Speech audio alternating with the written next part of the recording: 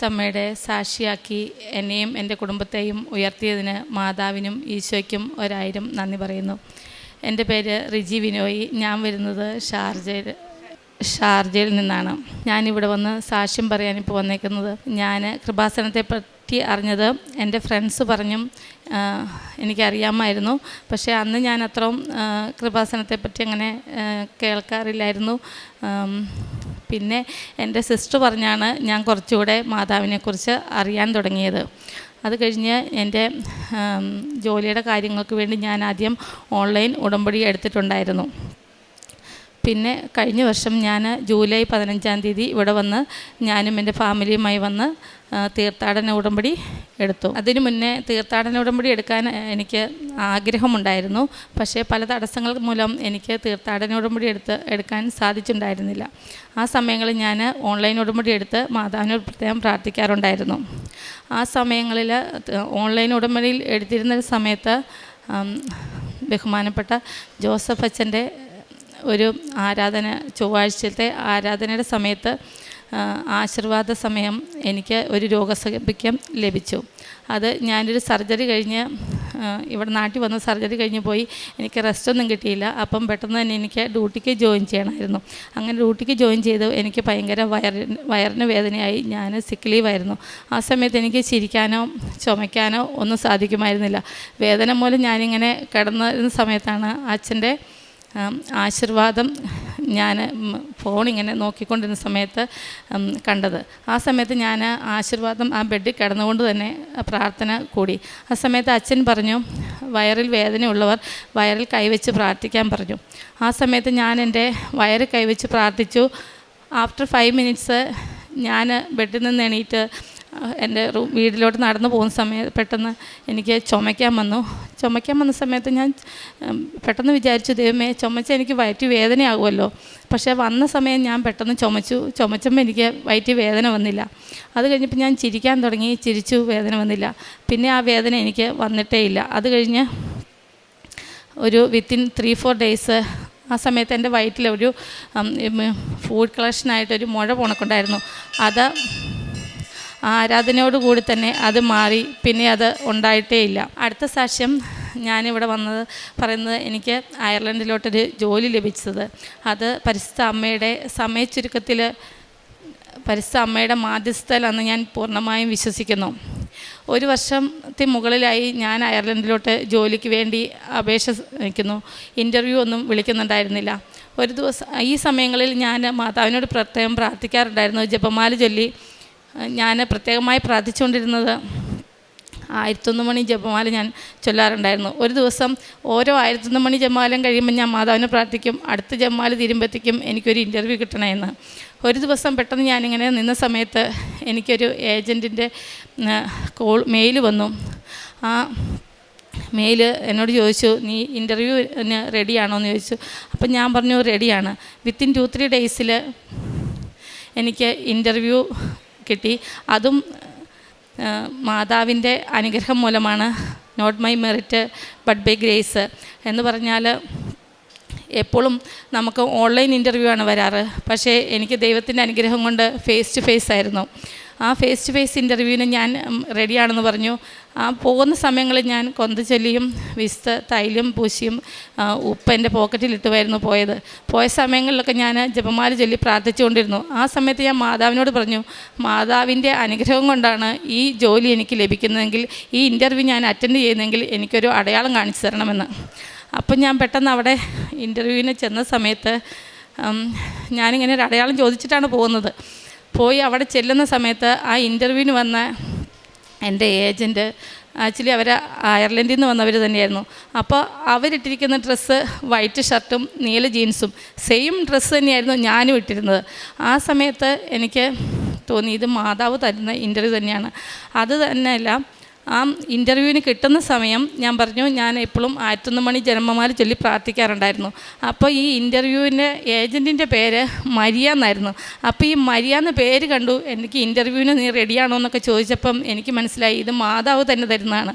കാരണം അല്ലെങ്കിൽ ഒരിക്കലും ഒരു മരിയ എന്നൊരു പേരിൽ ഒരു ഏജൻറ്റ് എന്നെ ഒരിക്കലും വിളിച്ചിട്ടുണ്ടായിരുന്നില്ല. അവിടുന്ന് ഞാൻ ഇൻ്റർവ്യൂ സമയമായി. വിത്തിൻ 5 മിനിറ്റ്സ് ഇൻ്റർവ്യൂ ഹാളിൽ കയറി. അവിടെ ചെന്നപ്പം അവിടെ ഉണ്ടായിരുന്ന മാമാണെങ്കിൽ ഒരിക്കലും വിശ്വസിക്കാൻ നമുക്ക് പറ്റത്തില്ല.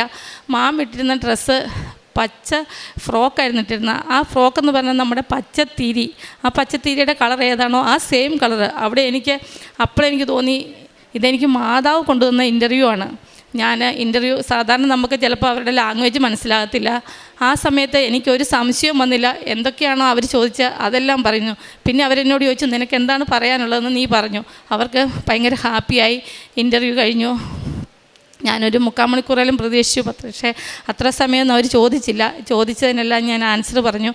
ഞാൻ തിരിച്ചു പോന്നു. അപ്പോൾ എന്നോട് പറഞ്ഞു വിത്തിൻ 2 ഡേയ്സിനുള്ളിൽ അന്ന് വൈകുന്നേരം എനിക്ക് ഇൻ്റർവ്യൂവിൻ്റെ റിസൾട്ട് വരുമെന്ന് പറഞ്ഞു. പക്ഷേ അന്ന് വൈകുന്നേരം എനിക്ക് കിട്ടിയില്ല. 2 ഡേയ്സ് കഴിഞ്ഞപ്പോഴത്തേക്ക് ഇൻ്റർവ്യൂവിൻ്റെ റിസൾട്ട് വന്നു. ഞാൻ ഇൻ്റർവ്യൂ സെലക്ഷനായി. അത് കഴിഞ്ഞപ്പോൾ ആ സമയങ്ങളിൽ എൻ്റെ അവിടുത്തെ DL പുതുക്കേണ്ട സമയമായിരുന്നു. ലാസ്റ്റ് ഇയറിൽ എനിക്കൊരു കുഴപ്പമില്ലാതെ DL കിട്ടി. ഈ വർഷം വന്നപ്പോഴത്തേക്കും എനിക്ക് പല പല തടസ്സങ്ങൾ വരാൻ തുടങ്ങി. ആ സമയം ഞാൻ വീണ്ടും മാതാവിനോട് പ്രാർത്ഥിച്ചു, മാതാവേ, സമയച്ചുരുക്കത്തിൻ്റെ മാതാവേ, എനിക്ക് DL കിട്ടിയാൽ മാത്രമേ എൻ്റെ ഈ ഇൻ്റർവ്യൂ കിട്ടിയത് എനിക്ക് പോകാൻ പറ്റത്തുള്ളൂ. എനിക്ക് നീ ഇത് സാധിച്ചു തരണം. ഞാനിങ്ങനെ പ്രാർത്ഥിക്കാൻ തുടങ്ങി. ഓരോരോ തടസ്സങ്ങൾ വന്നു. പ്രത്യേകിച്ച് എൻ്റെ BSc കോളേജിൽ നിന്നുള്ളൊരു പേപ്പറിന് തടസ്സം വന്നു. ആ സമയം ഞാനിങ്ങനെ കരഞ്ഞ് മാതാവിനോട് പ്രാർത്ഥിച്ചു. അപ്പം ഒരിക്കലും അതെനിക്ക് ശരിക്കും ഗയാന എന്നിട്ടുള്ളൊരു പേപ്പറായിരുന്നു. അപ്പം എൻ്റെ ഹസ്ബൻഡ് പറഞ്ഞു, നീ ഒരു കാര്യം നീ അവരെ ഫോൺ എടുത്ത് വിളിക്കാൻ പറഞ്ഞു. ചിലപ്പം വിളിച്ചാൽ നമുക്ക് അവിടുത്തെ സമയം ഇവിടുത്തെ സമയം തമ്മിൽ ഒത്തിരി വ്യത്യാസമുണ്ട്. വിളിച്ചാൽ ചിലപ്പോൾ അവരെ തന്നെ കിട്ടത്തില്ല. പക്ഷേങ്കിൽ എനിക്ക് അന്ന് കിട്ടിയത് അവിടുത്തെ രജിസ്ട്രാറിൻ്റെ ഒരു സൈനായിരുന്നു വേണ്ടത്. കറക്റ്റ് ഞാൻ ഫോൺ വിളിച്ചപ്പം ആരെയാണോ എനിക്ക് ആവശ്യമുള്ളത് ആ രജിസ്ട്രാറെ തന്നെ എനിക്ക് ഫോണിൽ കിട്ടി. അപ്പോൾ അവിടുന്ന് ആ സാറ് ചോദിച്ചു, നിനക്ക് രജിസ്ട്രാറിൻ്റെയാണ് സൈൻ വേണ്ടത്? ഞാൻ പറഞ്ഞു അതേ എന്ന് പറഞ്ഞു. അത് ചെയ്തു തരാമെന്ന് പറഞ്ഞു. അവർ പെട്ടെന്ന് തന്നെ മെയിൽ അയച്ചു തന്നു. ആ രാത്രി തന്നെ അവരെനിക്ക് ആ പേപ്പറുകൾ എന്തൊക്കെയാണോ സൈൻ ചെയ്ത് തരേണ്ടത് അതെല്ലാം ചെയ്തു തന്നു. ഞാനത് അപ്ലോഡ് ചെയ്തു. വിത്തിൻ 1 ഡേ അതെനിക്ക് ശരിയായി കിട്ടി. അത് കഴിഞ്ഞിട്ട് പിന്നെ എനിക്ക് അവിടുത്തെ ഒരു MOHൻ്റെ ഒരു ഇതും കൂടെ ഒരു ലെറ്റർ കൂടെ വേണമായിരുന്നു. അന്നേരം ഞാൻ എന്നും എൻ്റെ ഒരു ഫ്രണ്ടിനെ വിളിച്ചുകൊണ്ടിരുന്നത് അവിടെ. പക്ഷേ ആ സമയത്തൊന്നും അവളതിനെക്കുറിച്ച് പറഞ്ഞില്ല. മാതാവിനോട് ഞാൻ പ്രത്യേകം പ്രാർത്ഥിച്ച് കഴിഞ്ഞപ്പം അവളെന്നോട് പറഞ്ഞു, നീ ഇതിലോട്ടൊരു മെയിൽ അയക്കാൻ പറഞ്ഞു. ഒരു മെയിൽ അയക്കാനൊരു അവിടെ മാഡത്തിൻ്റെ മെയിൽ തന്നു. അത് ഞാൻ അയച്ചു. അതും വിത്തിൻ 1 ഡേയിൽ എനിക്ക് ശരിയായി. അതിന് പിന്നെ ഞാൻ മാതാവിനോട് പ്രാർത്ഥിച്ചായിരുന്നു. എനിക്ക് മെയ് മാസം 1-ാം തീയതി, അതായത് മെയ് മാസം 3-ാം തീയതി എൻ്റെ ഹസ്ബൻഡിൻ്റെ ബർത്ത്ഡേയാണ്. അപ്പം ഞാനിങ്ങനെ പ്രാർത്ഥിച്ചു, മാതാവേ, നീ എല്ലാവർക്കും ഗിഫ്റ്റ് കൊടുക്കാറുണ്ട്, എൻ്റെ ഹസ്ബൻഡിൻ്റെ ബർത്ത്ഡേ വരുന്നുണ്ട്, ആ ദിവസത്തിന് മുന്നേ എനിക്ക് എൻ്റെ DL അപ്രൂവായി കിട്ടണം. മെയ് 1-ാം തീയതി വൈകുന്നേരം 5 മണിയായപ്പോഴത്തേക്കും എനിക്ക് എൻ്റെ DL അപ്രൂവായി എന്നും പറഞ്ഞ് മെയിൽ വന്നു. അപ്പോഴത്തേക്ക് ഞാൻ ഏജൻസിയിൽ അയച്ചു കൊടുത്തു എൻ്റെ എല്ലാ പേപ്പറുകളും. പിന്നെ അങ്ങോട്ട് സമയച്ചുരുക്കത്തിൻ്റെ മാതാവായിരുന്നു. മാതാവ് എനിക്കെല്ലാം പെട്ടെന്ന് വിത്തിൻ 1 മന്ത് എന്ന് പറഞ്ഞുകൊണ്ട് എല്ലാം ശരിയായി കിട്ടി. അത് കഴിഞ്ഞ് എനിക്ക് ഓഫർ ലെറ്റർ വന്നു. ഓഫർ ലെറ്റർ വന്നപ്പോൾ എന്നോട് പറഞ്ഞു, നിനക്ക് ഒക്ടോബറിലോട്ടാണ് ജോയിനിങ് തരുന്നത്. അവിടെ ഞാൻ വീണ്ടും പ്രാർത്ഥിച്ചു മാതാവിനോട്, എനിക്ക് കുറച്ചുകൂടെ നേരത്തെ ആക്കണം എന്ന് പറഞ്ഞ് ഞാൻ വീണ്ടും അവർക്ക് മെയിൽ അയച്ചു. അപ്പോൾ അവരെന്നോട് പറഞ്ഞു, ഏജൻറ്റിൽ നിന്ന് പറഞ്ഞു, ഞാൻ ഹോസ്പിറ്റലിൽ ചോദിച്ചു നോക്കാം, അവർ സമ്മതിക്കുവാണെങ്കിൽ തരാമെന്ന് പറഞ്ഞു. അവിടെയും എനിക്ക് മാതാവ് സമയച്ചുരുക്കത്തിൻ്റെ മാതാവ് എന്നെ അനുഗ്രഹിച്ചു. എനിക്ക് ഒക്ടോബർ എന്നുള്ളത് ഓഗസ്റ്റായി. അവിടുന്ന് എല്ലാ പേപ്പറുകളും ഫാസ്റ്റായിട്ട് നീങ്ങുന്നുണ്ടായിരുന്നു. അതിൻ്റെ ഇടയ്ക്ക് ഞാൻ വിസയ്ക്ക് അപ്ലൈ ചെയ്തു. വിസയ്ക്ക് കൊണ്ടുപോയി കൊടുത്ത സമയത്ത് എന്നോട് പറഞ്ഞു 4 to 8 വീക്സ് എടുക്കും അയർലൻഡിൻ്റെ എംപ്ലോയി വിസ കിട്ടാനെന്ന് പറഞ്ഞു. അപ്പം ഞാനാണെങ്കിൽ അതിന് മുന്നേ തന്നെ വിത്തിൻ 1 വീക്ക് അല്ലെ 2 വീക്സ് വിസ കിട്ടുമായിരിക്കും എന്ന് പറഞ്ഞ് ഞാൻ ആനുവൽ ലീവ് അപ്ലൈ ചെയ്തു. കാരണം എനിക്കിവിടെ വന്ന് സാക്ഷ്യം പറയാൻ എനിക്ക് ഭയങ്കര ആഗ്രഹം ഉണ്ടായിരുന്നു.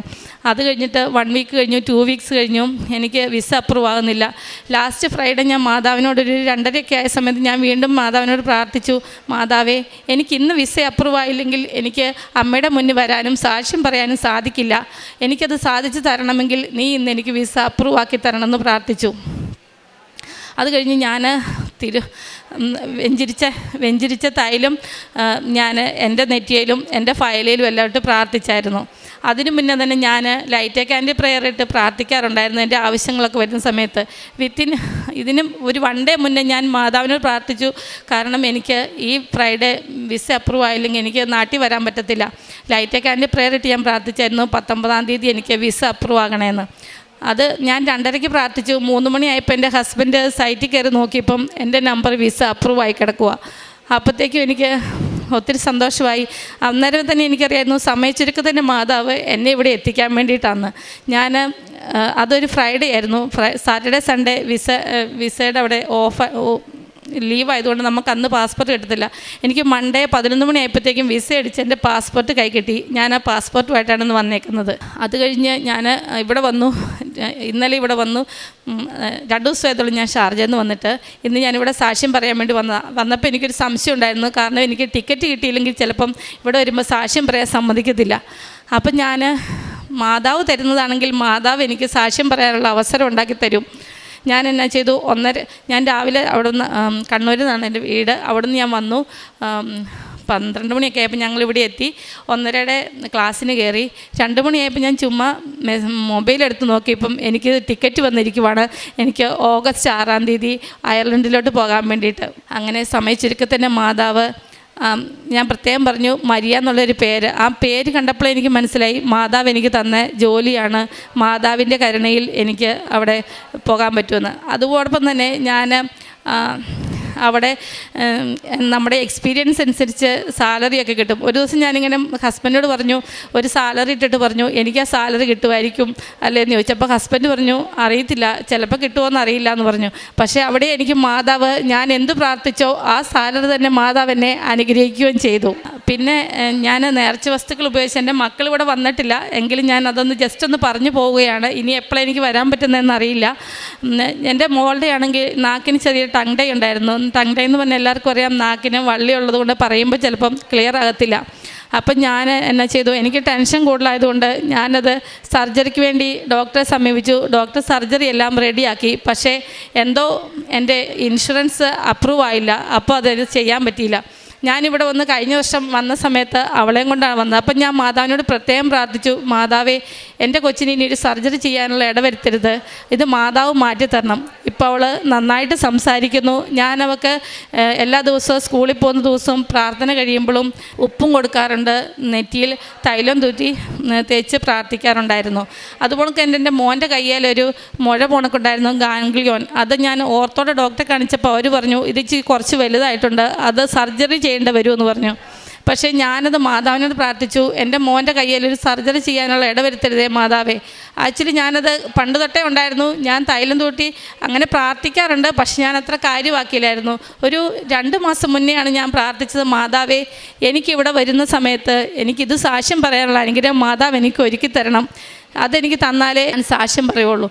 പക്ഷേ ഞാനൊരു 2 മാസമായതേ ഉള്ളൂ. എല്ലാ ദിവസവും ഞാൻ അവനോടും പറയാറുണ്ടായിരുന്നു പ്രാർത്ഥിക്കണം എന്ന്. ഞാനത് തൈലം കിട്ടുന്ന സമയത്ത് അവനോട് ഓർക്കുന്ന സമയത്തൊക്കെ ഞാനത് തൈലം തൂത്ത് പ്രാർത്ഥിക്കാറുണ്ടായിരുന്നു. പക്ഷേങ്കിൽ ഇപ്പോൾ ആ മുഴ കയ്യിലില്ല. കാരുണ്യപ്രവർത്തികൾ എന്ന് പറഞ്ഞാൽ ഞാൻ ആഴ്ചയിൽ ഒരു ദിവസം മസ്റ്റായിട്ടും കുർബാനയ്ക്ക് പോകണം എന്നുള്ള ആളാണ്.